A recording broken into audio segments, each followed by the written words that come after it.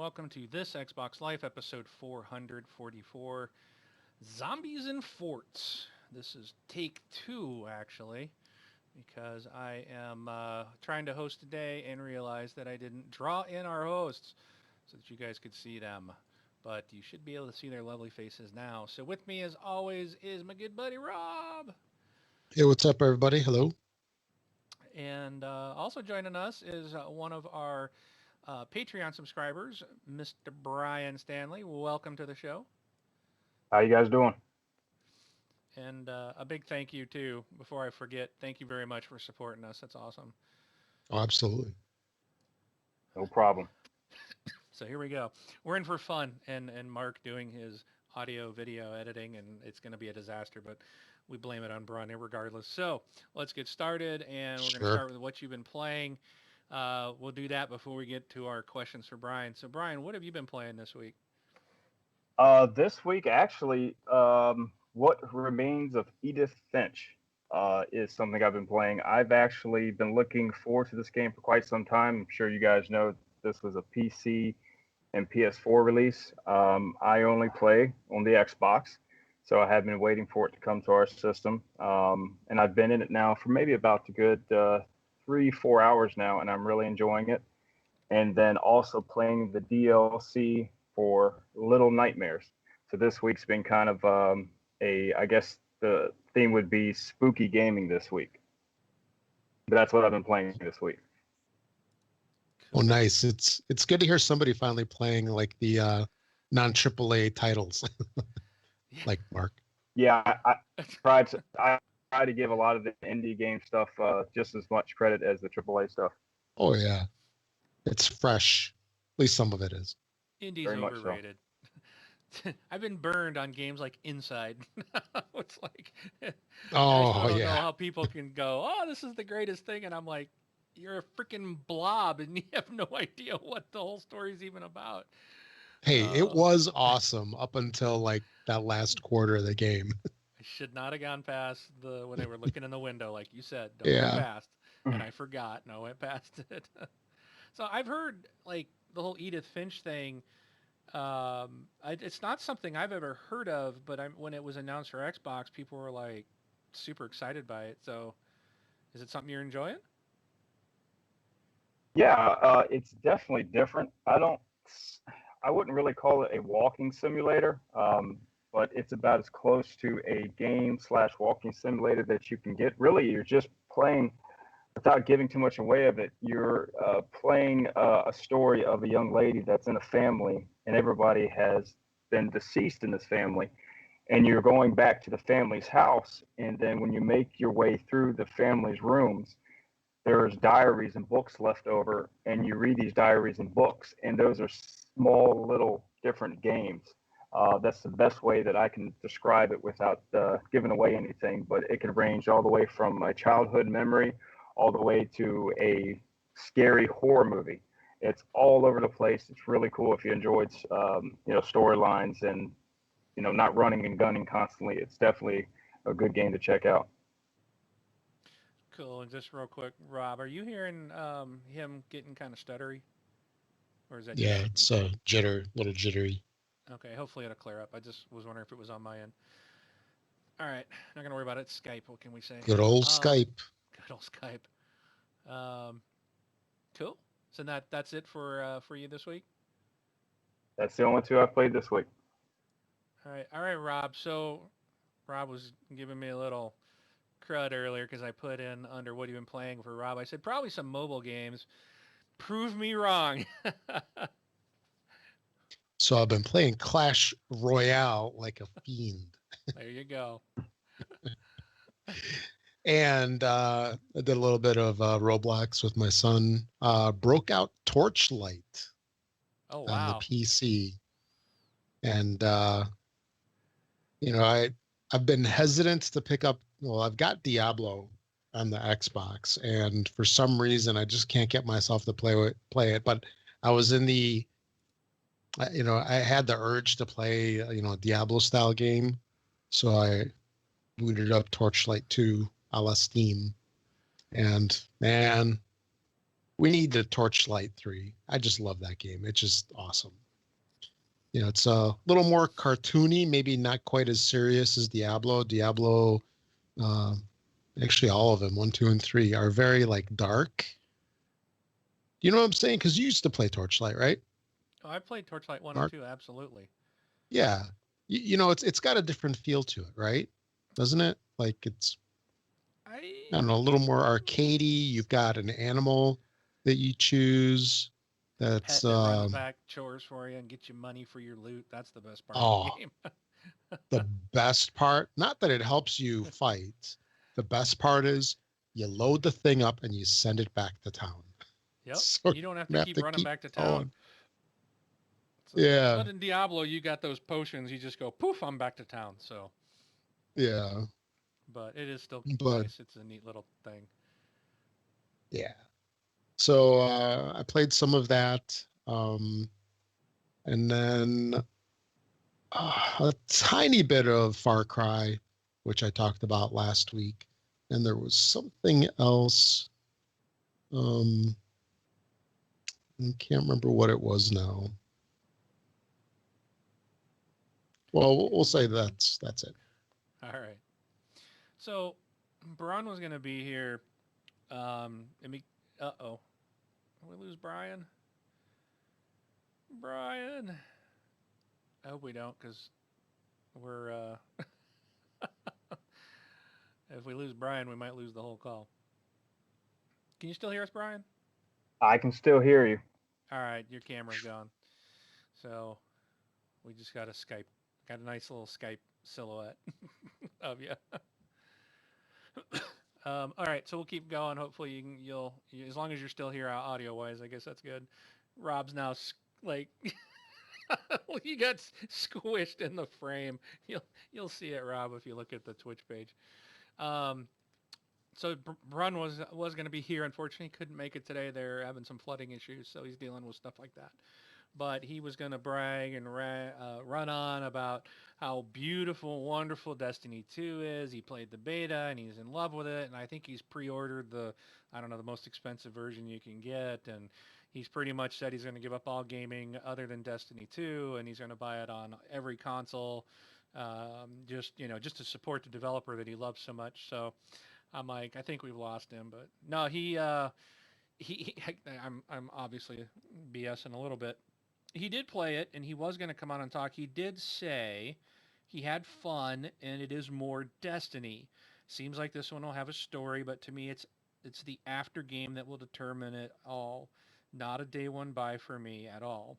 But he did say it looked good, and it ran well, and he did enjoy it. Even though him and I are kind of beating up on Bungie and stuff a lot, we both are this, we both enjoyed the game. It was just the whole how they treated the Xbox community is what we didn't like and what we can't support. So I did watch myself. I watched people play. It does look good, but I will not be buying it myself or playing it. I know he also played PUBG. I actually played PUBG tonight with Braun and Soul Assassin, and I want to say that this one is Braun's fault. He ruined my chicken dinner. We were down to the three of us. What? We were. It was down to the three of us. It lasted the whole game. It was. This was weird. Oh, We didn't see anybody until we were down to like. Well, no, I take that back. Right at the very beginning, we jumped in at a spot, and another team jumped in, and I got punched out or down. I wasn't killed, but then Brun took the guy out and revived me, and Soul took out the other guys that were there, and then we were wandering around and really didn't see anybody the rest of the match. It got down to the three of us against um, it was 3-on-3, then 3-on-2, then 3-on-1, and I'm like, I'm gonna get a chicken dinner. And then Soul got taken out, and I went and revived him. But then I think he was trying to heal up, and I think the circle came in and took him out. And then as I was moving, I didn't know where the guy was. I was trying to get to another tree to stay in the little tiny circle. I got taken out. So it was just Brun and this guy left. So this one guy took out the two of us. And I'm like, come on, Brun, you can't let him take all three of us. And, you can't ruin my chicken dinner. And the guy took Brun out. So, but it was still fun. It was weird because we played the whole game down to the very end. And I didn't see anybody really till the very beginning when the guy was trying to punch me, and at the end. So, but yeah. So Brun ruined my chicken dinner. Um, I also played this week. So I was gone last week. So I did finish Uncharted 4. So first I'm going to start on a PlayStation. I did finish Uncharted 4. Game looks good. Obviously, I just found it very boring. It's seems like I swear all I did in this game was climb cliff sides, climb the sides of cliffs or the sides of big tall towers or houses. That's all you do in this game. There was so much climbing and platforming. It was just like I wanted more gunplay. There was very little of that. There was a lot of cutscenes. I spent lots of time just sitting there watching cutscenes. Yeah, it looks beautiful, but I just felt the gameplay was lacking. I still think Uncharted 2 is the best one that they've had. Um, I finished Infamous First Light, as well as Infamous Second Son. I don't know if I think I was still playing Second Son on the last time I was on the show. So I finished that, and I finished First Light. And the Infamous First Light's actually the first PlayStation game I actually got a platinum trophy, and I got all the trophies on that game. First Light, and it's interesting because First Light is a standalone title. It's not DLC. It's a standalone game, and it uses this neon power. So you're playing as this girl that's introduced to you in Second Son, and she has this neon power, and it's the one that I really didn't like in Second Son. There was other stuff I preferred. So I was like, great, I got to play a whole standalone with just this neon power. That First Light to me was probably the best Infamous game yet to date. The game was fun. It had a lot of neat stuff that you could do in it. But what they introduced into this was arenas, which I was like, oh boy, this is not going to be fun. That turned out to be a blast. You're in these arenas and they've got like survival mode and hostage mode. So the hostages ones were tough because their guys will spawn in on a hostage and they're shooting him, and you got to hurry up and get to wherever he's at and try to save him. But you got to take everyone out first before you can pick up the hostage and save him. And if you lose too many, it ends. But that turned out to be an absolute blast to play. I really loved it. Mentioned that I played PUBG on the Xbox. I did play, I think it was Tuesday, the Sniper Elite 4 DLC. The last DLC came out. I played that. It was freaking awesome. I love that. I love Sniper Elite 4. I think it's the best game in the series. I never played the original on the original Xbox. I've played 2, 3, and 4. I did not like 3. But 4 was, I don't know, man. It's to me, it's like just perfect. It is really well done, and that last mission they put in that DLC was just a blast to play. Um, so, I don't want to say much, but when you get to what you believe to be the end of the game, and you accomplish that, then you have to escape. And they bring in everybody, and it made it really intense, real exciting. It was awesome. It wasn't like this. Oh, we're going to throw everything at you, and you can't, make it impossible. It made it for very challenging and a fun escape. I really loved what they did. That game is absolutely so much fun. And then the last thing I played, I've kind of been I've got that itch. Like I need something new. I have really loved the Infamous games that I've been playing. I've played Infamous 1, Infamous 2, Festival of Blood, Second Son, and First Light. So it's 5 games just in the last, I think, 6 weeks. Completed them all. I mean, I've been hooked on those games. And it's like I love those type of games. I need something new. And Agents of Mayhem's coming out in like 3 weeks. And I've got that one pre-ordered, hoping it'll be kind of like that style of game, the fun over the top, blast them, shoot them fun. And but it's like I'm like, man, I really want something new to play. And Fortnite came out this week. Well, if you pre-ordered it, you got to play it, I think, as of Friday, the 21st. You could play it early, so it comes out this next Tuesday. The founder, and I was like, this wasn't something I really was interested in when I saw it before. So I started watching people playing it on Mixer, and I actually was watching this feed. The guy's name is Brooklyn's118. Brooklyn all in capital letters, and then the S is lowercase. So I was watching Brooklyn's118 play it, and he wasn't that far in it, and so I was talking to him and asking questions, and he was great about replying back and answering, and I watched it long enough that I'm like, maybe I'll give this a try. So I ended up buying it, downloading it, and playing it, and it's very different, a very different game. But I really like it. I'm really actually sort of enjoying it. It kind of reminds me of Plants vs Zombies in a way because it has that kind of cartoonish look that Plants vs Zombies Garden Warfare has. So it kind of reminds me of Garden Warfare, and but it's like super expanded. Like I'm so lost. There's so much to Yeah. this game. You've got all Yeah, these it's heroes and what it's survivors, like a and tower defense and crafting and stuff. yes, Yeah. it to me it's like Minecraft, Plants vs Zombie Garden Warfare, um, and I don't know Watching paint dry. maybe Diablo for the crafting or something. It's well, you craft in Minecraft, so I guess it would be that. It's like those two games maybe. I've asked other people what would you compare it to, and they're like, it's its own thing. You really can't compare it to anything. But that's kind of what I felt playing. It was kind of like Minecraft and PVZ. So, but yeah, you are. I mean, I explain what the story is. I don't even really.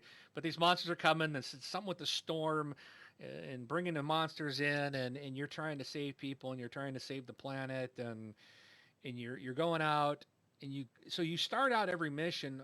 Most of them you start out by you drop down in the world, and you run around. You're foraging. You're digging up for supplies and wood and bricks and technology and all this different type of stuff so that you basically can, when you find the resource you're looking for, the van or the atlas or the pyramid or whatever you're supposed to get to, then you got to build a fort around it and try to protect it because you're going to end up with a wave or two of zombies coming in trying to attack it. So and take that down, and you're trying to keep that thing safe.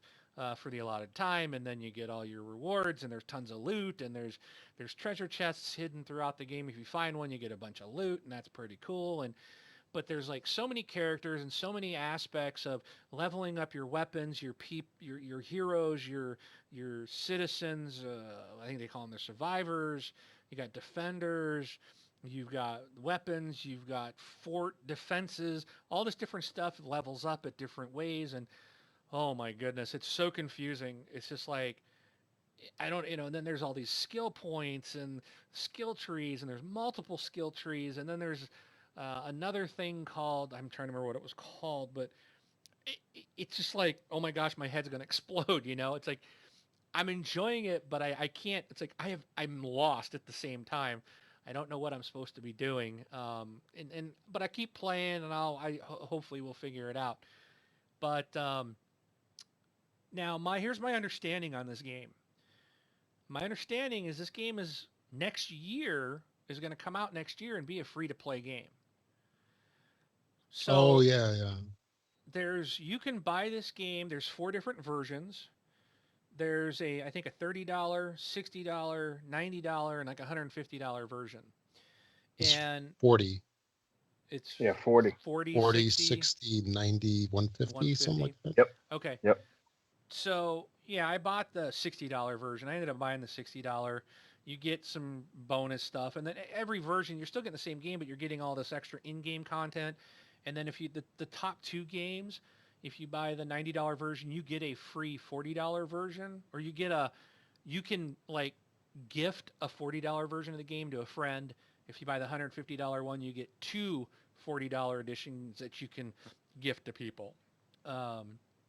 And I was like, well, Rob ain't gonna play it because it ain't on mobile. So why I'll would I still buy one take to the give him a gift. copy? So and Brun's gonna just play Destiny 2 the rest of his life. So why would I waste it on him? But I can still actually do that. I can still in the game purchase those additional editions and maybe you might do that. We'll figure that out. Maybe I'll give a couple copies away. But if you don't want to buy it, then sometime in 2018 the game is supposed to be free to play, and I can see that it is all geared up for money. So I see that even when I was playing, I was like, man, this almost looks like a free to play game, and I was like, oh wait a minute, I think that's right. I heard something about this. So if you want to play it now and maybe get it for a year, I don't know when it's coming out next year, free to play, but know that this game is supposedly going free to play. Keep that in mind. But with that said, the $60 I didn't really mind paying because I've like so far it's pretty fun, and I think there's gonna be a lot of depth. So if you want a game that you can invest a lot of time into, um, then this is definitely going to be one of those games. I think I can see this being very grindy, but you get a lot of loot, you get a lot of stuff when you do stuff. It gives you those. What do they call those, Rob? And you did that report on like psychology of gaming. It's like you get that shiny every so often, keeps you, you know. Oh, I forgot what There it's was some called. It's term the they used. compulsion loop. Yeah, yeah. This Is that what game's you're talking about? definitely the master of the compulsion loop. You're like, oh, I'm gonna quit after this, and all of a sudden, ding, ding, you get all these shinies, and you're like, ooh, and then you start, oh yeah, Ooh, let me do this. I'm only one more away from this, and you go through yeah. another 45-minute long mission. But the game seems to be really well done. My only concern, and it might be that I'm early in the game, is that it seems like when the waves of zombies are coming in, they're really easy to beat. And it seems like people are going out, and as soon as they spawn in, we're like, boom, boom, boom, you're killing them.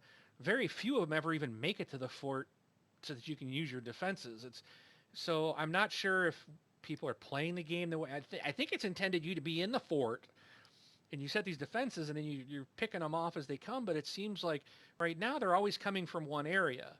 It's not like they're coming from all over, and it might be that it's just real early in the game, and maybe later on you get harder zombies and monsters, and they're going to come from different angles, and then we might be drawn into the fort. But um, you know, so far it's pretty good, and I've enjoyed it. But I have been streaming on Mixer, so if you do, I'm going to probably play in this quite a bit this week.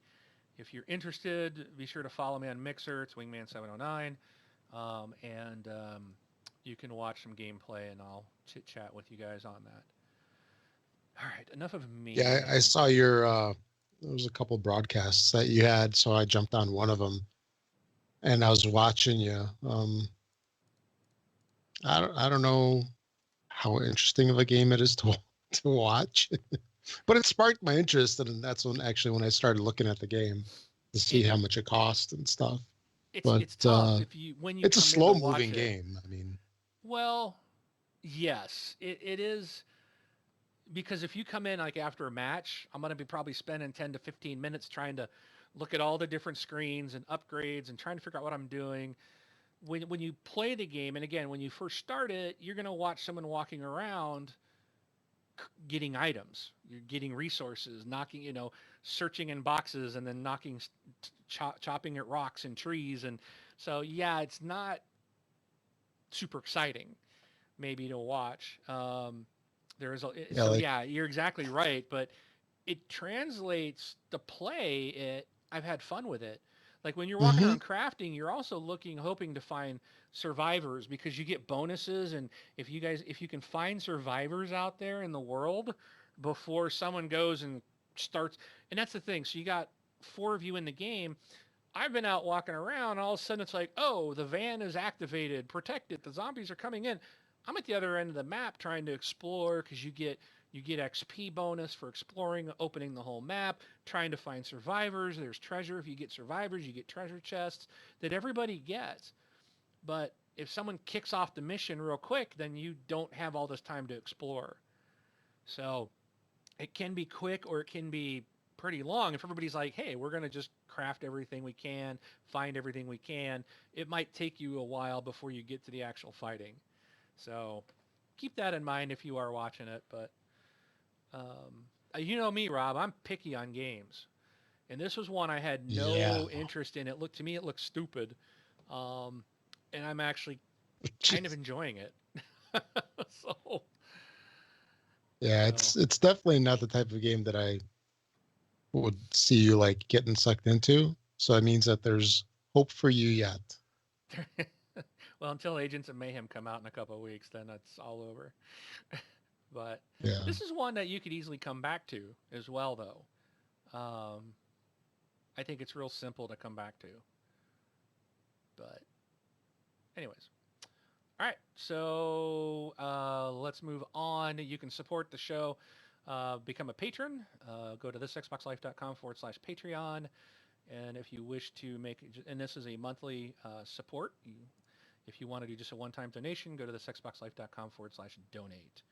And if you donate $10 or a month as a Patreon, you get to come on the show like Mr. Brian here, and we're going to Mhm. barrage you with questions. And Rob, I've thrown a few in here. Feel free to ask any other additional ones that I didn't put in here. But Sure. so Brian, we want to spend some time learning about you.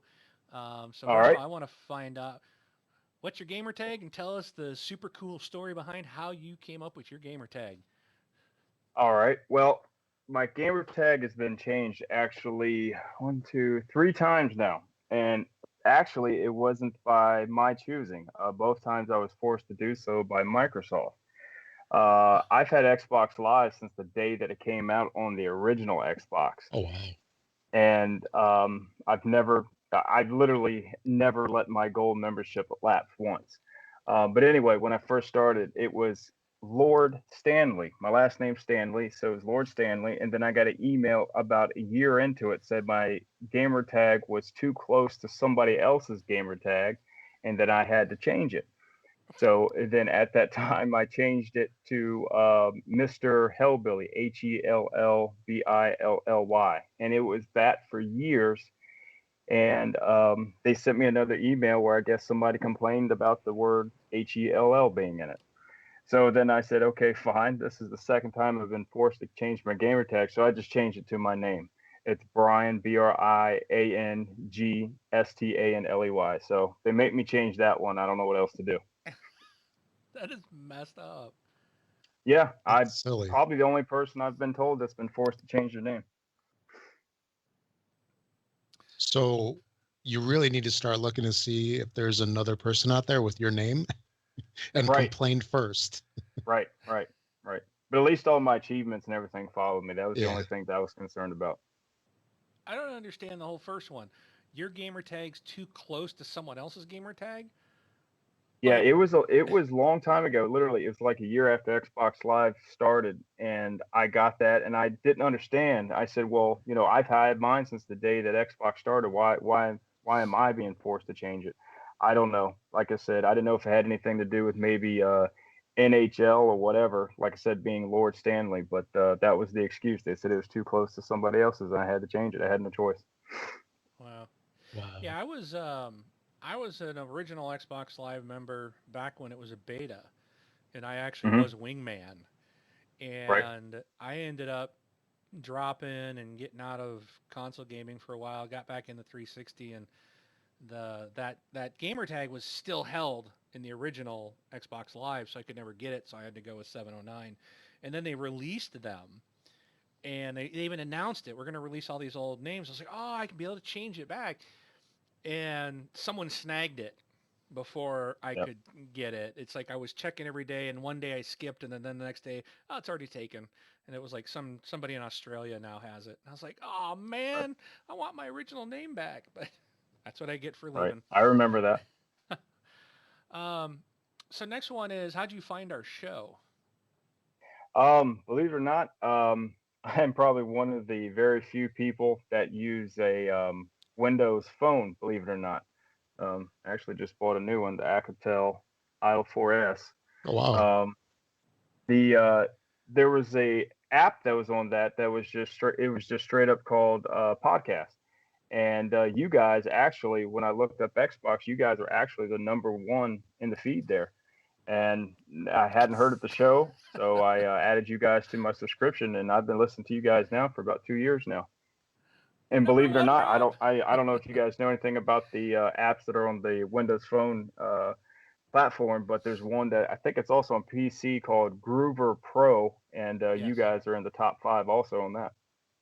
Yeah, I use the Grover Pro on my Surface and even my PC here. I Yeah. like that. I like that app a lot because it syncs like through the cloud. Yep. I Yep. wish it was on the iPhone. It's not on the iPhone, and I hate that because I listen a lot in my car, and that one doesn't sync with like it's like, oh, I'll listen to part of a show and then I go into work and turn my Surface on and want to listen to the rest of it, and it's like I gotta look at my phone, how many minutes in, and then move the slider. I was like, oh, Grover needs to come to iPhone. Hey, that's a It's sales pitch for a Windows Phone. There you go. I used to have a Windows Phone and I really liked it. Yeah. Yeah. But I actually had the it was Microsoft's 950. Yeah. It was I had their that one also. flagship. That was a great phone, but I had an issue with it, so which AT&T said it was a hardware thing, and I was gonna have to deal with sending it back to Microsoft, and it's like, when you use this for work, I can't really be without it. so, I understand. so I'm back on the iPhone, but cool. Well, it's good to know we're number one somewhere, Rob. Yeah, and I mean, back in the day, we used to be in the top on the Zune Yes. Yes. I as remember the well. Zoom. So I want Good to know old why Zune. Microsoft hasn't contacted us yet. I should reach out to him. Dude, we're number one on your podcast app. Come on. Yeah. Throw us a bone here. At least Uh, give us some free Xbox Ones to hand out to the community. Come on. oh, So speaking of the Zune, did you guys see the new Guardians of the Galaxy movie? yes. No. Yeah. Well, so the dude Star Lord, he had a cassette tape player that would, you listen to his mixtape and stuff. And at the end of the second one, he gets a Zune. Yeah, I saw that. That was awesome. All right. So what is your favorite Xbox game, Brian? Of all time, Yeah. But on the uh, Xbox So platform. all three generations were included? Yep. Okay. it would have to be the Gears of War series by far. I even had the tattoo to prove it.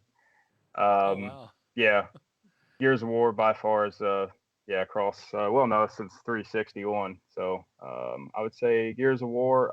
Halo, I was big into Halo at first on the original Xbox, moving on to 360, but as I think a lot of people started dropping off on that one, and Gears of War took it for me as the main franchise for Xbox for me.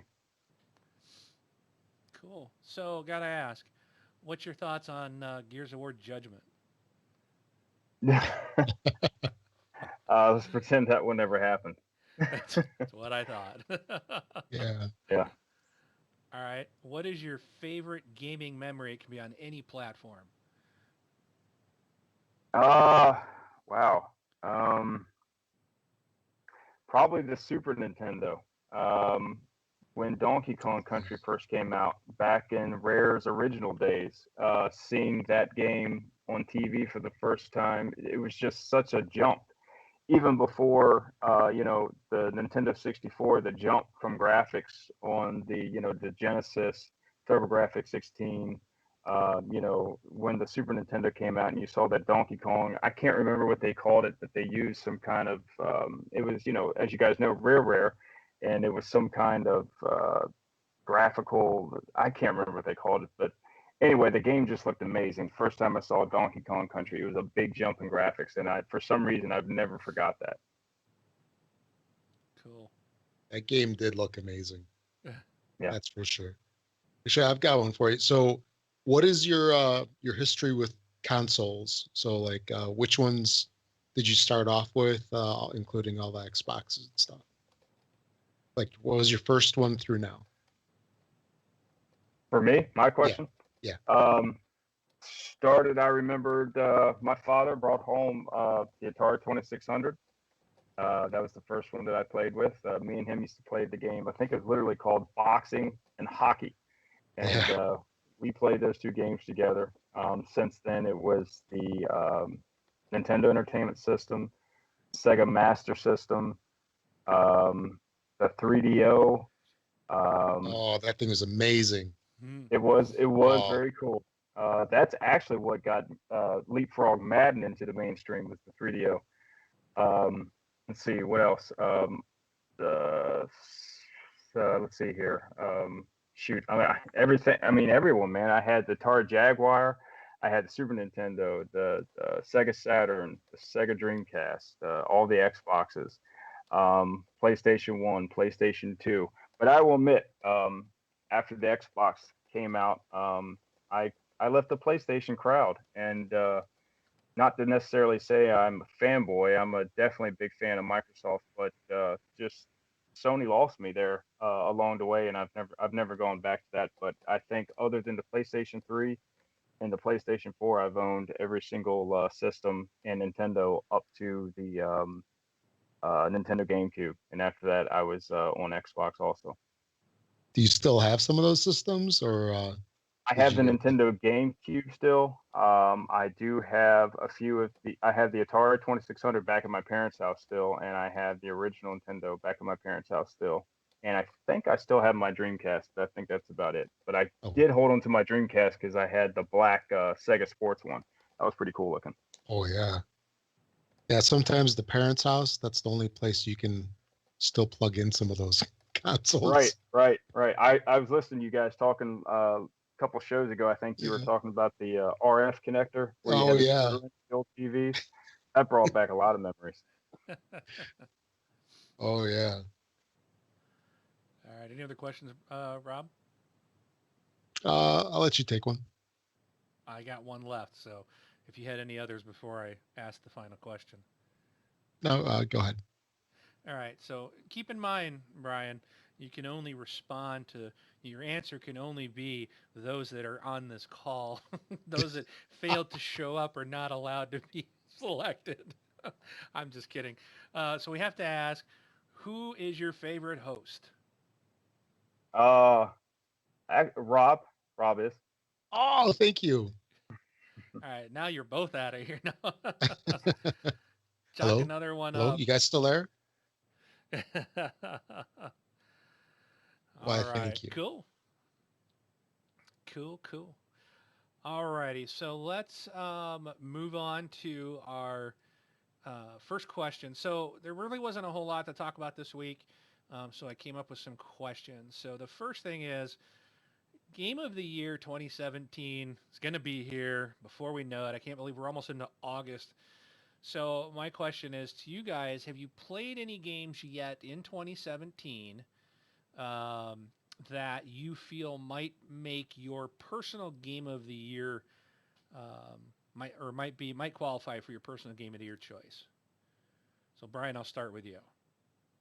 The answer is yes. Um, Resident Evil 7 Biohazard by far. I was starting to lose faith in that game in 5 and 6, but 7 took it to new heights that honestly I wasn't even sure that was capable on the Xbox One system. I mean, to me it was amazing. I don't know if you guys played through that game, but it was definitely a totally different experience, a horror experience, and an action experience that I've never even come close to feeling experience in a video game. That game honestly blew me away. Capcom did a really good job with that game. Cool. Rob, how about you? I'm having a hard time even remembering what games came out this year for some reason. Because all The you do is play mobile games. Yeah, the list doesn't seem to be very long. I'm actually looking on my console right now to see what's on Cool. there, and Well, while you're I don't looking, know. I would so have to say, looking forward, Wolfenstein 2 Colossus. don't be jumping. Don't be jumping. It's the next topic. That'll If you be didn't my game have of a the year for contender sure. yet, if you haven't played one Okay, yet, okay, you have to have yeah. played this. So that's what I'm saying. This section Maybe is I what you have. played so far that no, you haven't. I know that because you would have already told me. Um, so for myself, I've played two games that might make it. Um, again, there's still a lot of the year still to come and a lot of games coming. But so far, what I played so far would be Sniper Elite 4. I so far I think has really been my favorite game of this year so far. I absolutely loved it. Bought the season pass, played all of the additional content. It's been fantastic, and their last one was just amazing. It was the best DLC release that they've done so far. And then Ghost Recon Wildlands, I kind of have mixed feelings about. I think it was good. It was a lot of fun, and there was a ton of content. I mean, there was a lot to that game. I mean, it worked really well, but it was also kind of frustrating at times.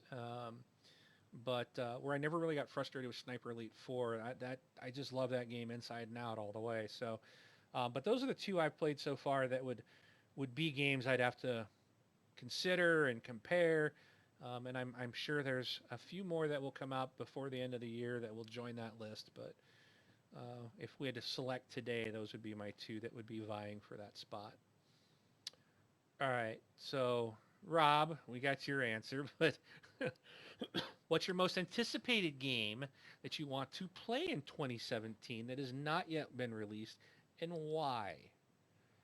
So, is Wolfenstein 2 going to come out this year?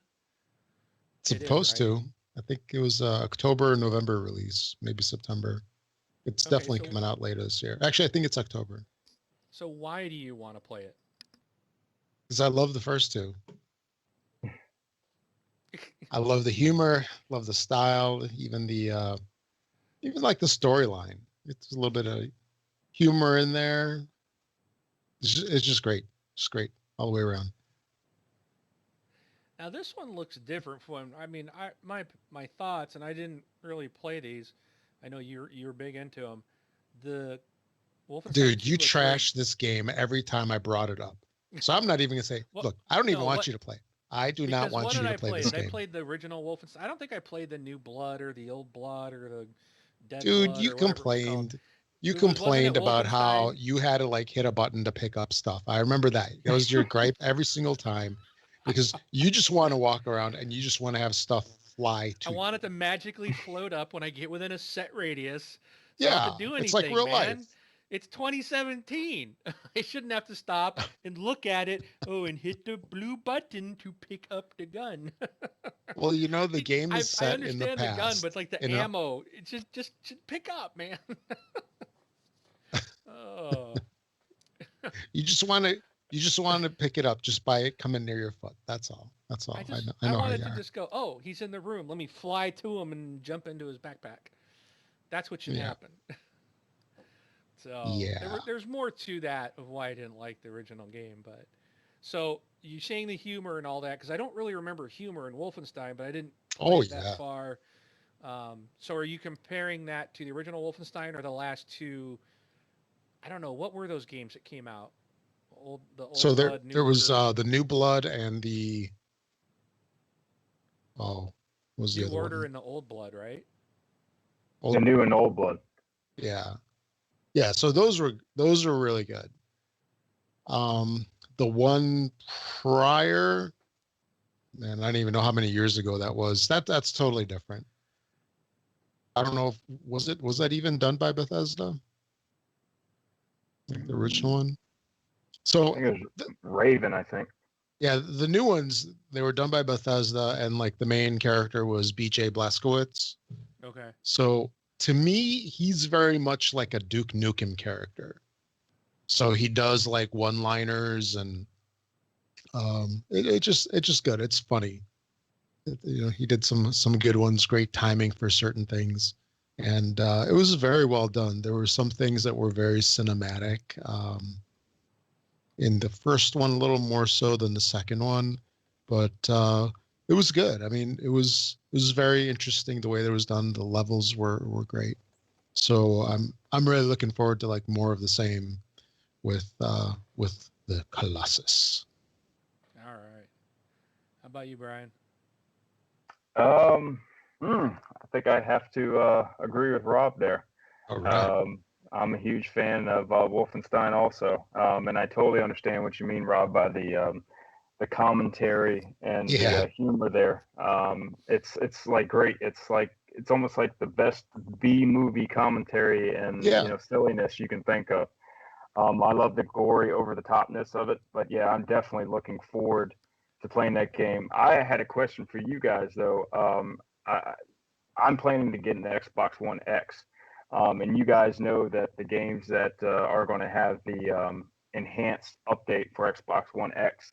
Have you guys stopped playing any games that you were playing, waiting to install them and play them again on Xbox One X, the enhanced quote unquote version, which is I've kind of done, like Ghost Recon is one of them. I've kind of put that on the shelf.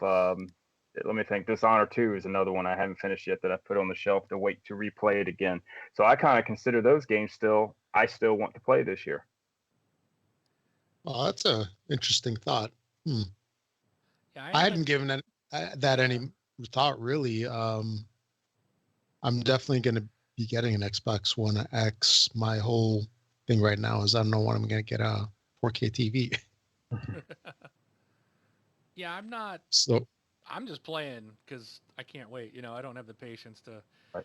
wait. So, and I don't. And my next topic's gonna probably really feed into why I don't think it's gonna be a big thing for me.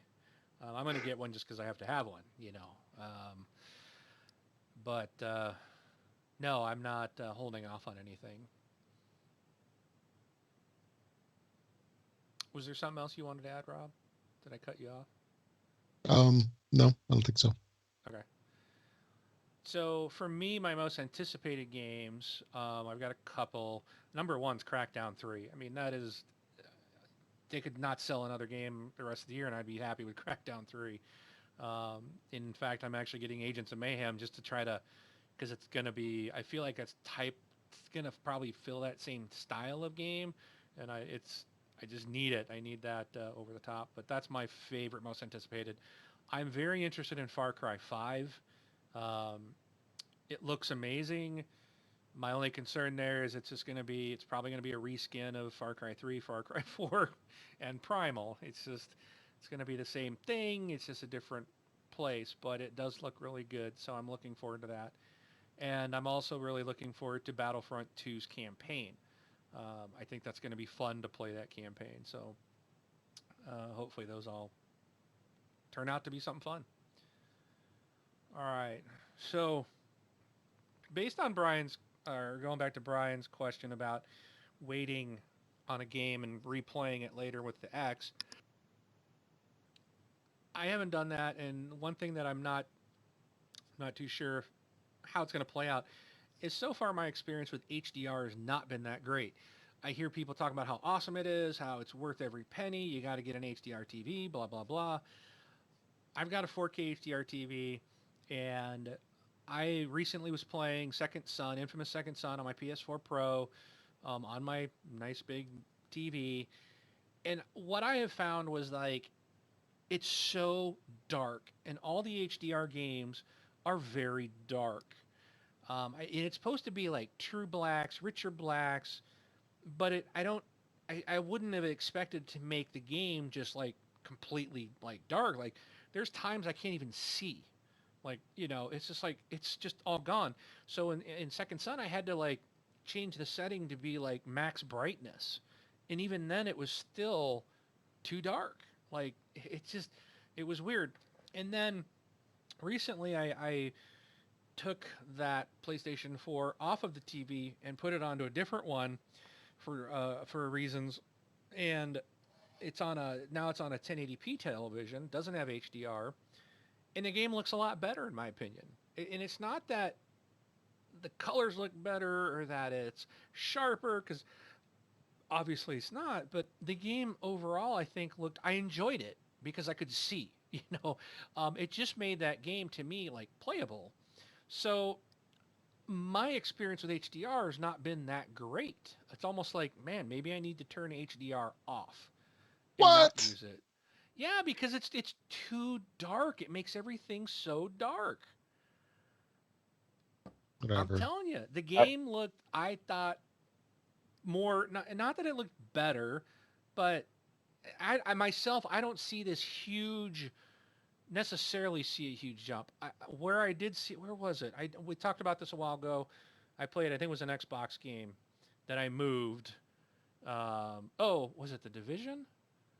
No, it was something I was playing and I took it to to a hotel. I was traveling, and I was like, wow, this game looks like garbage. After I'd been on a 4K TV, I was like, wow, this looks very different. I was kind of shocked. But this one, because it's the lighting. It looked to me, it looked a lot better. So I don't know. I'm a little hesitant about, and my excitement for the X is kind of waned a little bit with the whole HDR issue for me. But I mm, don't know. did you do the TV calibration with your PS4 Pro? I I set up when I first got it. I configured it for. I think I was using Forza Horizon 3, and I was Mm, following a YouTube video that was specifically talking about my exact brand of TV, and they were showing recommendations for mm. HDR and different visual settings specifically for the TV and consoles. So, um, it could just be that I need to go in and readjust and stuff, but everything has always been really super dark. And it's just I'm Yeah. not a fan of that. I prefer more brighter game. So Yeah, I was gonna say when I got my 4K HDR TV, I have an LG version, and I did the calibration with the Xbox One S, and honestly, I think it looks great. Like you said, Forza Horizon 3, I think that game looks amazing. I have played that game on a non HDR TV. That's the only one I could sit there compare TV to TV, and that looked totally different to me. But I get what you're saying. The colors do pop, but those colors pop also on the dark side too. So yes, the blacks look really, really black. So I think it just could be a preference or a calibration. yeah, And I'll probably have to to some play with it degree around. too, like even on a regular system, they have like the gamma settings. I don't Mm-hmm. like games where when they're set properly, like they'll tell you, they'll have a word or some image and they're Yeah, like, set it so it's barely visible. I can't yeah, see anything if it's set that way. I yeah. actually All the purposely way to. bump everything up. Yep, I do too. Mm. Yeah, because when you do that, then it's like you get in the game. It's like I can't see. And maybe that's what they intended. Maybe you're supposed to stumble over the treasure, like, oh, I kicked my shin. What is it? Oh, it's a treasure box. I'd Oh, rather look see it there. 5 feet in front of me instead of running into it. But so we'll see. I mean, I'm still getting an X, and I'm excited for all the things that it's going to do. But I'll have to just do some more digging around and educating myself on HDR because just what I'm seeing now is not necessarily been. I just feel everything's too dark, and it could be. It's probably my configuration thing that I've done to make things worse than they should be. So, all right, Rob, you got the next couple ones. Okay. So, the custom gamer picks came out, I don't know, a couple weeks back, a little bit longer if you were an insider. Now, we all knew that this was coming, but they're starting to censor some of the users because you figure that if people had like lewd, disgusting, offensive information in their gamer pick, that it would definitely get censored.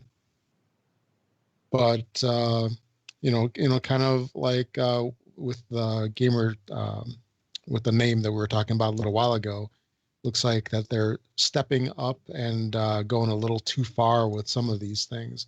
There was a police officer that, let me see if I lost the story. Oh, here it is. There was a police officer that got suspended for 24 hours after changing his gamer pick to an image of a fellow officer clutching a folded American flag, where they're folded into the triangles. I don't know if there's a name for that. But yeah, he got his account suspended for 24 hours. Because I don't know, somebody took offense to that. I don't know.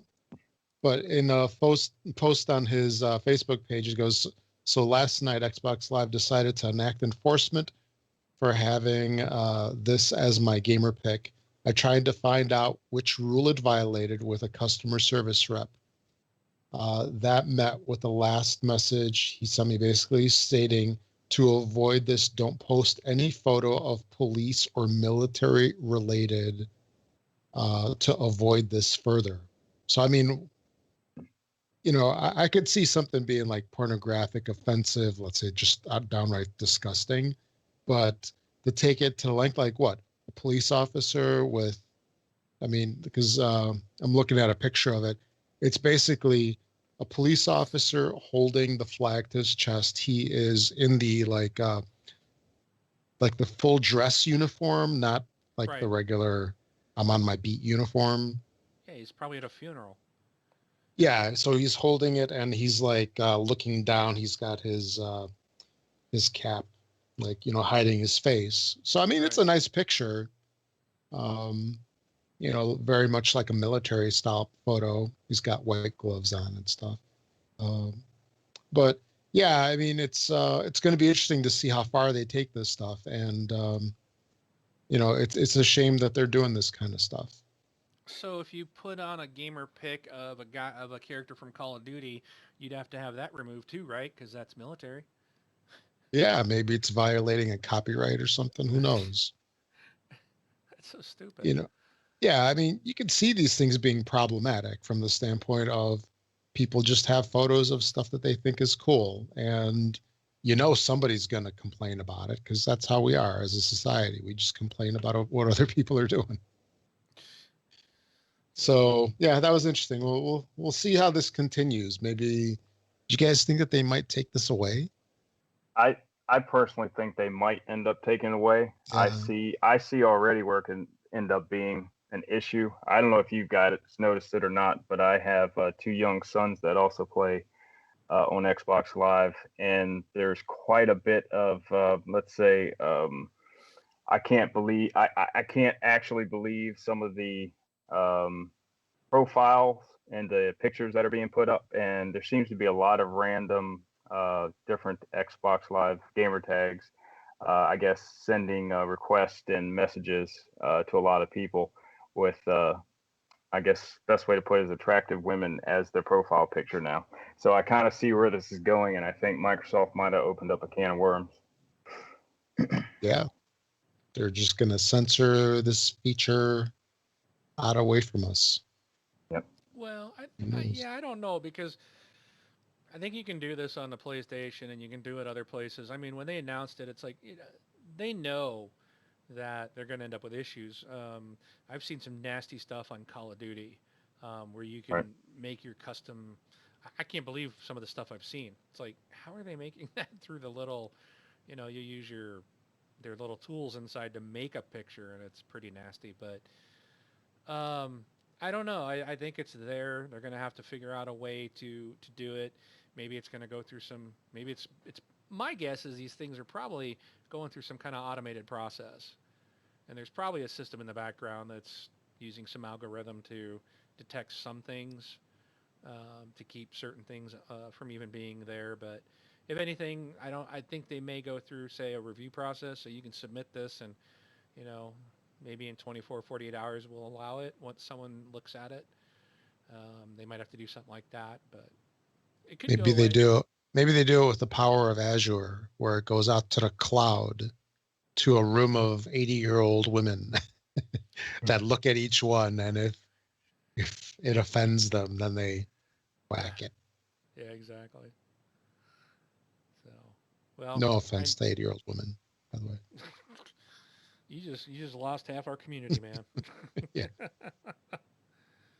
All right, what's next? Okay, just a quick roundup of some of the news that's been going on over the past week or so. So you guys remember Michael Pachter? Oh yeah. Uh, analyst that is like probably most well known with gaming. So he had a little bit of commentary on the Xbox One S, and I think a lot of people won't like it. The S Are you or the interested? X? Xbox The One X. X. It's not good. Are you Okay. peaked? Did I clickbait everybody or just upset everybody? No. Anyway, so he basically says that Xbox One X is probably going to be a failure in the near future. So the things that we know about the Xbox One X, are, of course, are a lot of high-end components in there. It's got the crazy specs. It's got the big GBs and the big pixel counts. Because, that's what people want to hear. And it's also got the $500 price tag. And he says an Xbox One X costs as much as an Xbox One S and a PS4 Slim combined. So if you don't have an Xbox One yet, any kind, why would you buy an X instead of an S? And a PS4 to go with it too. I just don't get it. I don't think that they are doing themselves any favor at this price point. I know they are selling the appeal of 4K, but let's be real. Probably fewer than 10% of US households have a 4K TV, and certainly way less than that than in any other developed country. So who is waiting for this? Next year, maybe around the end of 2017, will probably be closer to 20% of US households and 10% for the rest of the world. And by the end of 2018, we'll be at around 35% and 20% respectively. And by 2019, around 50 and 30. So yes, it's more relevant to purchase down the line, but at $500, if I had only that money in my pocket and I had to choose between an Xbox One X and a 4K TV, I would buy a 4K TV. So they're only appealing to people who have $1,100 because they have to buy the TV as well. This is the same problem Oculus faced. I really think that the Xbox One will not do well. And the story goes on to say a little more where Pachter fails to acknowledge, though, that the Xbox One X will be selling for a higher price than the S. It'll actually be retailing for the same price as the original one when it launched back in 2013. The price actually isn't all that high, especially when it's compared to the cost of building a gaming PC. With similar specs and the price of HDR Blu-ray, 4K Blu-ray, that can retail between 150 and 400 depending on the brand. And there's also the fact that Xbox One X does more than offer 4K graphics in video games, something that a 4K television set isn't needed to experience. So that leads to a question for you guys. Now, I mean, we can see his logic with this, and I get it. It's basic. The way that he phrased all of this, he's talking about non-gamers. Basically, somebody who here in 2017 or maybe early 2018 is just making the entry point into what we'll call next gen gaming, right? Which started really like 3-4 years ago. I think the majority of households that buy Xbox One X's are already in the system. They're not going to be new. They're not going to be just entering into it and saying, well, I can buy both an S and a PS4 Slim. I mean, people won't think about that. They'll pick one ecosystem and they'll go to it. And I think a lot of the people actually, let me ask you guys before I continue to answer my own question. Like, what do you guys think about what he said? I think that's where the market's going. I mean, I think that's where the industry's going altogether. I mean, I agree with him that $500 is a lot of money, but 4K TV, I mean, we heard this argument when HD TV came out. Everybody's saying, this is not something that's needed. This is too expensive. We've been here, done this already. 4K is where it's at. It's going to happen. And then by the time that the sweet spot comes around for 4K TV and everybody has it, Microsoft would be the console maker that's had one out for a year or two, and they might be at their sweet spot with the price for the Xbox One X at that time. And I truly believe that there's going to be quite a few people that jump ship from PlayStation back to Xbox again. Oh, wow.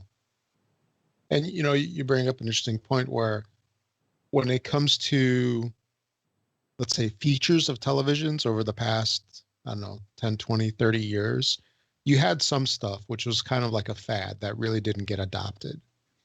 The things that did get adopted are stereo, because at one time TVs were just mono. So you had stereo television.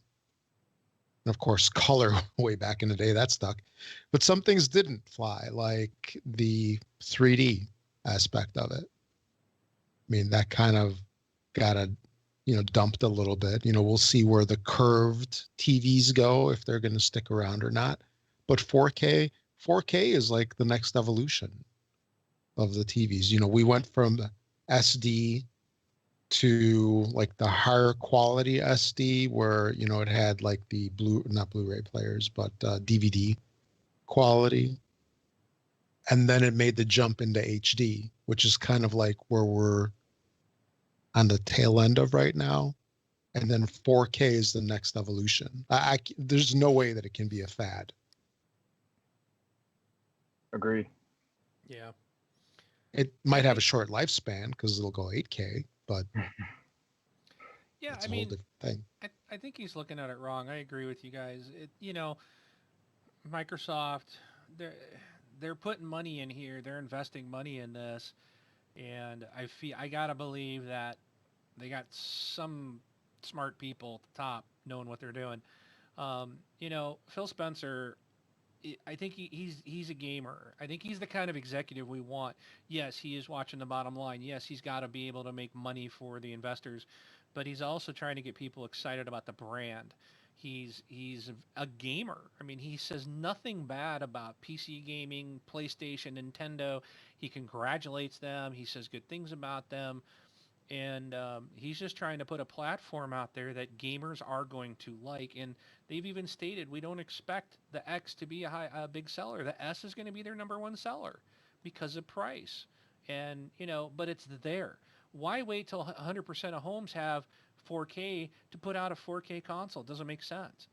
And for those that have them, that have the disposable income, they're gearing this towards people like us. This is not for the kids. I wouldn't buy one of these for my kids. My kids will probably might inherit my S. Right now they have my day one Xbox One, and my S might end up going to the office. I don't know, but I'm not buying one for the kids. This is for those of us hardcore gamers who like the best of everything, who are going to have the money available to do it, to buy it, and they know that. Right. It's never been billed as a commodity item. It's a choice. They're giving us a choice. And why is that bad? And, Sony's PS4 Pro supposedly does 4K just a different way, but nobody's saying it's going to fail. Why is it, again, I don't understand this hatred towards Microsoft that, I jumped on a stream the other night when I was looking at Fortnite, and I said I was wondering if that was an Xbox stream where they play on Xbox, and someone's like, no, why would I play on that if I'm gonna, because it turned out it was PC, and they're like, well, if you're gonna be stupid enough to game on a console, why would you pick the worst one? And I'm like, dude, and I even wrote and there was a co-stream, and I'm like, dude, I'm a gamer, I don't care about platform. But I wanted to know if you were playing on the platform I intend to buy it on. And someone else was like, yeah, I agree with Wingman. It's stop the stupid console wars, and, we're gamers. Who cares what we play on? I played PUBG on a PC today. I played a heck of a lot of PlayStation 3 and 4 games in the last 6 weeks. I'm an Xbox guy. I love this platform, prefer this platform. Doesn't mean I can't play anything else. And I'm getting off track. I don't know where I was going. But Pactor was like, nobody cares about what like Sony does. Sony gets a pass. It's just like they're the love child of everybody. No matter what they do, that's great. And we should have done this. And then Microsoft does essentially the same thing, only better. And it's like, oh well, we don't need 4K gaming. Well, you didn't say that when the PS4 Pro came out. Why is that? Why was this? You don't need it. And Hawk in our chat was saying, again, it's not required. The 4K TV is not required. It's going No. to improve your Xbox One games. Period. You're going to get the 1080p. Which we've been at 900 or 920 for the last 3 years. We haven't been getting the same exact P's as the PlayStation gets. Now you're going to get them. Okay? And you can do a lot more if you have the extra TV, and it's a bonus. So if you don't have it today, and a year from now you buy a 4K TV, guess what? Boom. You're already set. You don't have to go buy another console. You don't have to go buy the PlayStation 5 or the Nintendo Switch 2 4K version. You already have a 4K console. It's just, it's stupid. You got me going, Rob. Yeah. Got you all fired up. There's a reason Michael Pachter I haven't heard that name in years. There's a reason for Yeah. that. He's been wrong many times. Oh, yeah. Yep. Yeah. I don't even know why he became, I think he just became a personality, It was more of and people would write into him and ask questions, but yeah, he's wrong more times than he's right. So, I mean, I don't want it to fail. I hope the Xbox One X is a huge success. I want it to be because I want gamers to have that option. And I want to see, I want Sony to be successful. I want Nintendo to be successful. It benefits all of us. And so I wish people would just stop the hate. And if you're an Xbox gamer, most people listening to this they're Xbox gamers. Don't be bashing Sony. Don't be bashing Nintendo. We do it on occasion. It's out of joking, having fun, but we're all gamers and we all play on all systems. So just let's remember that. Enough of me. I'm off my soapbox. Carry on, Rob. Okay. So basically, Michael Pachter is a professional guesser. Yeah. There you go. So another thing, Gigantic was in beta for a long time, and it finally got full release on Xbox One. This is a pretty cool game, by the way. And Record Definitive Edition got leaked. Does anybody care? I don't know. And it's interesting that they're going to have a definitive edition for a game that is like, what, a year old? It's like a year old, and it got its cost slashed in like 3 weeks. So that's about it. I guess there's some speculation as to if the definitive edition will be a 4K edition. So maybe that's what it includes. That's about it. So not much this week. All right. So let's, Brian, you got anything else you want to talk about before we move on? No. I pretty much agree with everything you were saying about before. I just like to throw in there that I think the Xbox One X is the system being made for, like you said, guys like us, guys that's been around since the 70s, 80s, been playing games since we can remember. This is our system. This is the system I think we've always dreamed for, and we are the guys that's going to buy it. So I think it's actually going to do well. Yeah, I'm waiting for my email come in from Amazon to say I can pre-order. I Right, will be pre-ordering it that day. Yeah. Getting a little close, getting a little scary there. Yeah, there's I don't know if we ever just talked about it. Maybe we did, but why isn't it available for pre-order? I think we did talk about it. I think what is it? Gamescom is in August, right? Coming up in a few weeks. Mhm. Yeah.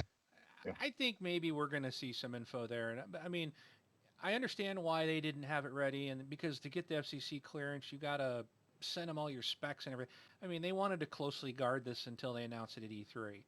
And I'm Right. sure the day they went live was they probably sent the email or the packet or the FedEx over to the FCC with all the paperwork, said, here you go.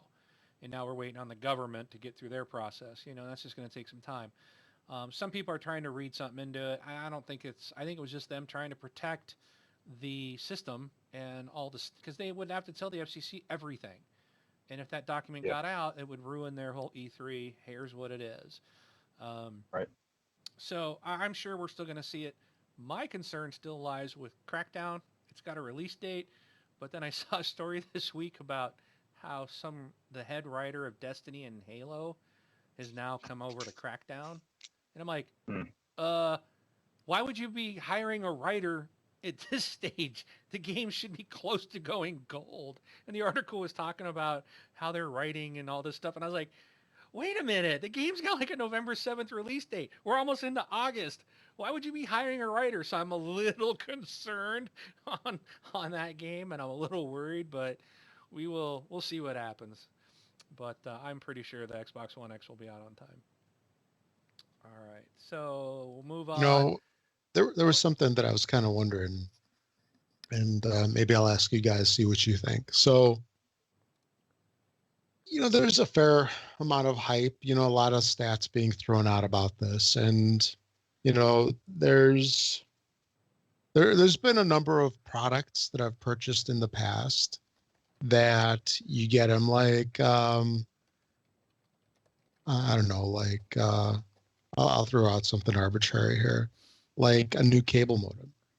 Like you go to get a new cable modem for whatever reason, let's say it supports more channels or something like that. You throw it in, but you really don't realize like a huge benefit. It's not something like if you had a Nintendo,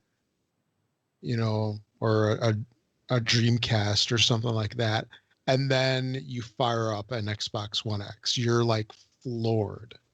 You're like, oh my gosh, this is just amazing. At that point, you get like a huge difference, a huge benefit, and you're like, this is leaps and bounds above what I've got. Now, if you've got an Xbox One S, for example, I mean, the system's what, a year old approximately? Or is it 2 years now? I remember they started shipping like in August I think it's a of year. whatever I think year it it was was. last year. So like last Yeah. year? Okay. So they're about a year old now. And if you get an Xbox One X, the games, for the most part, are kind of going to be the same, aren't they? I mean, like what Mark was saying with HDR, where there's a little bit of a difference, but nothing really to make a huge deal out of it. Like where it's like 10 times better. Maybe it's like 20% better. Is that going to be enough for people? Or even like going to 4K. Some of the games now I think look really good, and let's even just say Xbox One S running an HDR game. The games look good. In the game in 4K scaled up or whatever, is it going to be that much noticeable where you can say like this is an amazing leap? Or are you just going to No, I shell don't. out $500 and say, well, this is kind of more the same? What did I just buy? You're going to shell out $500 and say, "Well, Microsoft told me it was better." They Yeah. had. Remember, we talked about this. Microsoft had a page up that showed you images from the S and the X on the same game. And it's like, yeah, if I'm stopping and I'm comparing and I got them side by side, I'm like, okay, well, I can kind of see this one looks a little clearer here. And I don't think it's going to be that huge of a difference. I don't think you're going to notice it. But where you will notice is like I did when I went and it was on, I don't remember the game, but I was traveling, took the Xbox with, I was on a 1080p TV, and I was like, whoa, this looks very different. When you're on something for a while and then you step back, then you're going to be like, whoa. I think you'll know. That's when you really notice it. But when you go forward, I don't think it's that big of a change, which doesn't make sense. You know, It Mhm. should be the same, but for me, I have never really noticed, wow, that's amazing. But when I go backwards, it's like, ooh, you know, Yeah. then it's like you really see, wow, I guess that 4K TV is nice because I'm sitting on a 1080p and it's not as pretty. Um, but in my experience with the Infamous was it was more of the coloring. All of a sudden it's like, ooh, I can see the game world now. All of a sudden, that was nice. So I think, and what I tell people is, it's not. I don't think we're going to see this massive, drastic leap. You will probably notice, and or if you're running tests or you're running, what is it? There's a like an FPS thing that you can run on the PC, and it tells you how many frames per second you're running. And I mean, if you're going to run some kind of benchmarks, and yeah, you're going to see bigger numbers, but how does it translate to your gameplay? You, and I've told this to Brun, you don't have to buy an X, and you're not going to miss out on the enjoyment of the game. You're still going to have fun playing Crackdown 3 on an Xbox One S as I will on an X. The game is still going to be fun. If the game is fun, that's what matters. And they're going to be so close visually, I think, that it's not going to be that big of a deal. So people shouldn't feel they have to rush out and buy this thing. But it's there if you want it. I think a lot of what it was is that the original Xbox. Well, look at it this way: is the PlayStation 4 was outselling the Xbox One. What is it, 2 to 1, 3 to 1, something like that? Um, Yeah, a little and over 2 to 1. I think you got the media. The media, like in all things, can change the way things goes, especially sales. And with all the media, the talk about how the PlayStation 4 is so much technology, better than the Xbox. I think Microsoft got itself into a position where they had to come out with something to show that they're back. The Xbox One is the one back out on top. Even if we don't buy it, I think it would just be the actual the vision of the Xbox being the better system than the PlayStation 4 now. And I think the tough part for Microsoft is at some point they're obviously going to be moving all to the Xbox One X, I think, or the 4K type of system. At some point, they're going to have to cut off the Xbox One S and the original Xbox One.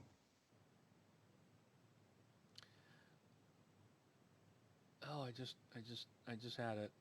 I forgot. Wow. I had a prediction, and I'm gonna make a prediction. I'm gonna pull a Michael Pachter here. I predict that IGN is gonna stop doing um, visual comparison videos and screenshots once the Oh X yeah. is released. I bet they Exactly, stop exactly. doing that. Um, yeah, because I still believe Sony is paying the bills over there. And soon as the story's flipped, you won't see those types of things. You probably will at places like Digital Foundry, places that are a little bit have some integrity. Um, yeah, I think Giant Bomb. Well, I don't know if they do those. I listen to their show. I don't check out their website. I don't know if they do the side by side comparisons, but those guys are full of integrity. I mean, they left a company because they weren't allowed to give an honest review because that company was paying the bills. So people need to be aware of what's being spoon fed to them out there. Xbox.com and news.xbox.com, guess what? It's going to be all positive out of Xbox. PlayStation.com is going to be all positive about them. When you go to an IGN or someone similar and you see a particular company, video game company, plastered all over the background, that's because they got paid by them. So you got to understand that maybe their opinions might be slightly skewed to ensure the check keeps coming in, and that's sad. Um, but that's unfortunately the way things are. Um, I'm going to throw a little politics in. CNN recently admitted that the whole Russian Trump connection story was complete lie. But when they started running it, their viewership went up. They made more money, and they said they're going to continue to run the story because that's what their listeners want to hear. This is a news organization that admitted they're making up news just to appease people to keep the money coming in.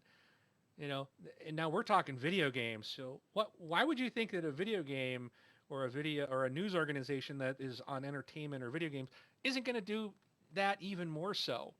I mean, I'm sorry, world news is more important than video game news. So if the real world news is going to make stuff up, I can guarantee you that you just, be aware of things when you're out there reading, and know that, hey, if they can find nothing wrong with it, maybe that's because the game's plastered all over their background images. So, all Agreed. right, man, I'm on a soapbox today. I feel all preachy. You young kids, you better behave. All right. Whippersnappers. Yeah. All right. See what happens when Brun leaves. I get crazy. All right. So, you want to send us a voicemail, you can go to our site, the6boxlife.com. Click on the right-hand side. You'll see the send the voicemail box. You'll have to allow your camera, or not your camera, but your microphone. You have to allow the web page to take access to your microphone so you can send us a voicemail. We will put it in the show. Be sure to leave us your name or gamer tag, whichever you prefer. It can be a question, comment, or whatnot. You can also email us, contact at thisxboxlife.com. And we did get an email. So, Rob, you want to read that? Sure. This is from Inner Lattice 611 or 611. Hello, I'm a new listener but a fan of the show. I'm excited with the new upcoming release of Wolfenstein 2 coming in October. Guys, I did not write this. All right. I have made the decision about a year ago to get all of my games digitally. That being said, I have two questions. There's a collector box version of the game that comes with an action figure. I may make an exception to get Nazi killing hero William Joseph B.J. Blazkowicz. And number two, season pass option on the digital version is the first for the series, but there are no details to be found of what it will entail. I may get it as I am a fan of everything so far, but as of lately, most games I feel is just a quick cash grab. Examples, XCOM 2 new expansion DLC as extra coin along with Dishonored 2 expansion DLC coming as well. Your thoughts? So, I mean, I think we've talked about, some of these collector editions, quite a bit over the years. And from my take, a lot of the stuff that you get in these, big collector box versions, like I've always thrown out after a while. So I don't know if it's really worth it, unless it's something that you really like and you want to have it as a showpiece, like in a display case or something. What do you guys think? Even my favorite game, Gears of War, just like you just said, Rob, I've got the special editions. I got the ones that came with books, the 10 box. After a couple of years, they all either disappeared or got thrown away. So I've never really seen a purpose in it. I've always bought the standard edition since then. Yeah, because I mean, I haven't seen what this one comes with, but I like the game enough that, getting the, Blazkowicz figure. I mean, it's got some appeal to it because that stuff's always cool. But man, I don't know if it's worth shelling out, 2-3 times the money in some of these cases. Well, I got to say the game's not worth $60 to begin with, so why would you spend more money than that? That's the mark, I know. I was waiting for that. I'm just kidding. No, that's tough because, those for people who are real fans of the game, getting those collectibles like that, like a statue or an action figure or something like that, that is really neat to get. And I sometimes I think it was Battlefield did a version. I think it was Battlefield 1 where they released like this $100 version of, but it didn't include the game. Like it gave you all this other stuff. So for someone like him, or for Inner Lattice, maybe you can find that. Maybe they'll release something where it's like, here's all the stuff, or because if you want the digital, or what they need to do is start releasing the stuff and then giving you the digital code. And I think we're probably going to end up eventually seeing that. so that they're not forcing you to buy the disc-based version of the game.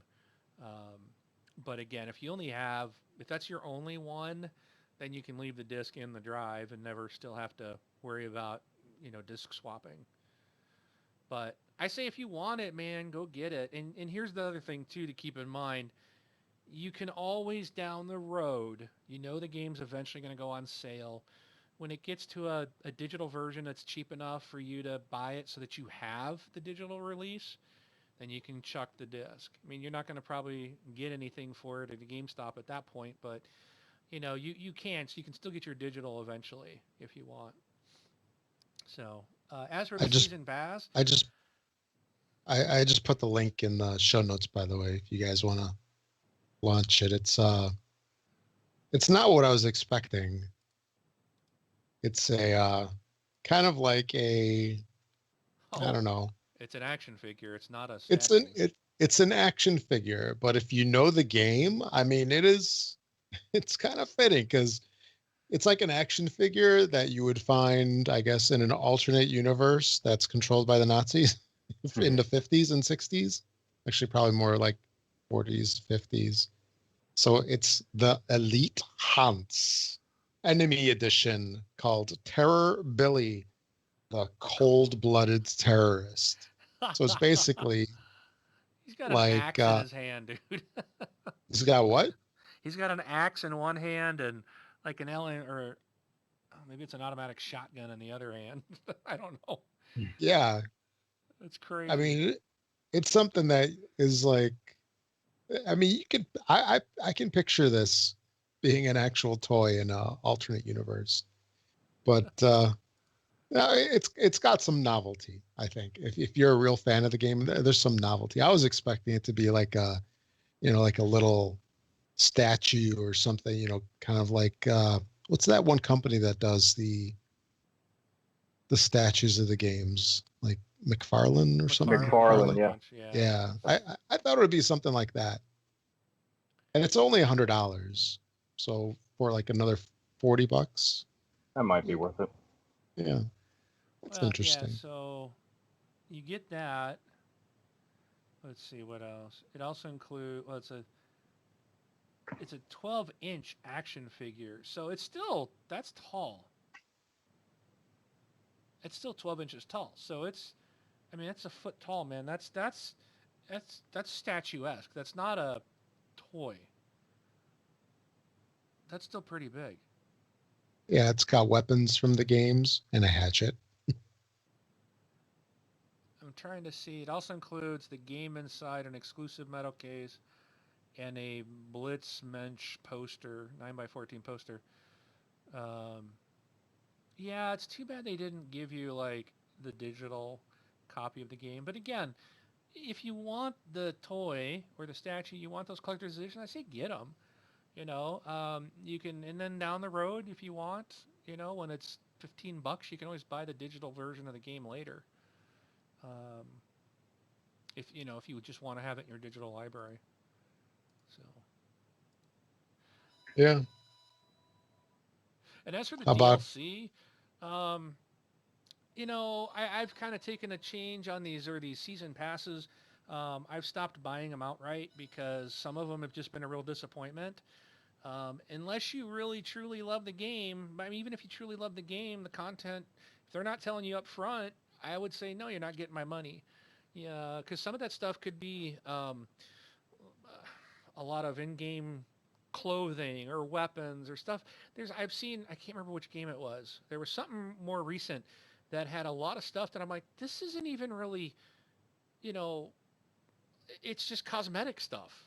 It's like I don't want to pay. Oh, I think it was Watch Dogs 2, the first one. The first DLC that came out was like one mission, which really all it was like go here and hit X, go here, hit X, go here, hit X, and then go back here to collect your reward, which like a new outfit. Like that was it. It was like a matter of 5 minutes, and it wasn't even an interesting thing. And then like the next one was like a whole bunch of clothing and stuff, and I was like, I don't want this. This is not what I want. So my opinion has changed. I'm like, no, I want to know what I'm going to get for my money. I think they're taking advantage by saying buy the season pass and save $5 because you're really only going to save a few bucks. And again, when we have another big sale, a lot of times these things go on sale. I bought the Horizon Forza Horizon 3 season pass for cheaper than one of the DLC packs recently on a sale that Microsoft had. Yeah. The season pass. Let's see, it was $40 to buy them separate, $35 to buy the season pass. Well, I got the whole season pass for like $17 on sale. Right. I'm like, so if you don't need it right away, then just wait for the sale to come along. Save you a few bucks. So, all right. So if you want to reach us on Twitter, you can find us at thisxboxlife.com/Twitter. We have a large community on Facebook, thisxboxlife.com/Facebook. That's where you can stay in touch with the community.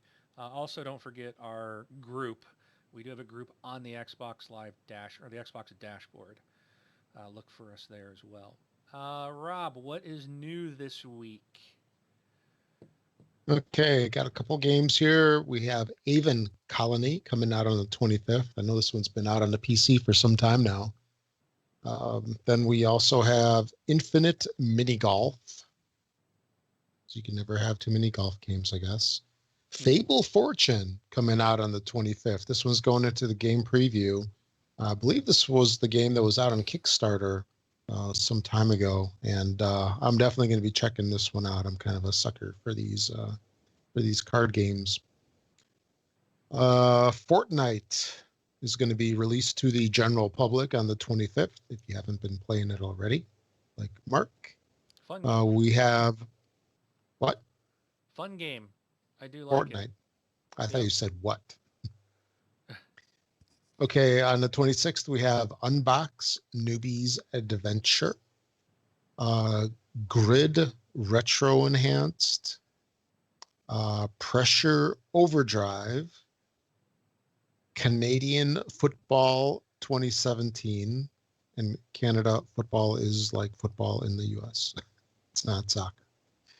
The Vostok Incorporated on the 26th. Moving on to the 28th, we have Super Cloud Built, Cyber Complex, and Syndrome. So a fair amount of stuff coming out here in the next week or so. Okay, well, I got to set you correction here on the Canadian Football 2017. So they have unique rules in Canada. Like 12 players, 3 downs, 20 seconds, no fair catch. So there is a bit of a difference. It's not the same. So. Well, it's more football than it is soccer. See, it's you got to remember that we do have the exchange. So like our 4 downs translate. When you convert to Canadian, that's 3 downs. Okay. Because of the exchange rate. Yes. They lose a down. All right. There you go. All right, Games with Gold for Xbox One. We have a Grow Up, and hey, you grow up for about another week, I think. Yeah, we've got a little bit more than a week for the next switch over, and then we have a Runbow. So both of these games you can have for about the next 7-8 days. Xbox 360, the July title or second half of July title is Lego Pirates of the Caribbean. Then lastly, as usual, if you make any purchases on Amazon, gaming or not, whatever it is, make sure to use our affiliate link at thisxboxlife.com. Click on go there to our homepage, click on the big old Amazon logo on the right side, and do that each time you make your purchases. Does not cost you anything extra, but it does help us out a little bit.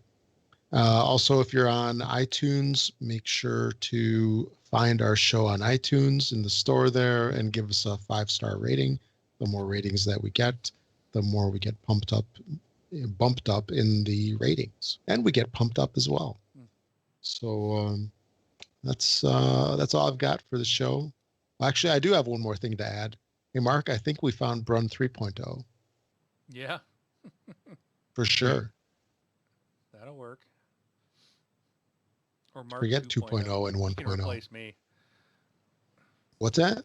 He can replace me since everybody says they can't hear me anyways. And I seem to have audio problems no matter what now with this new computer. So I might just get blame it on retired the and we'll put computer. Brian who can take my place.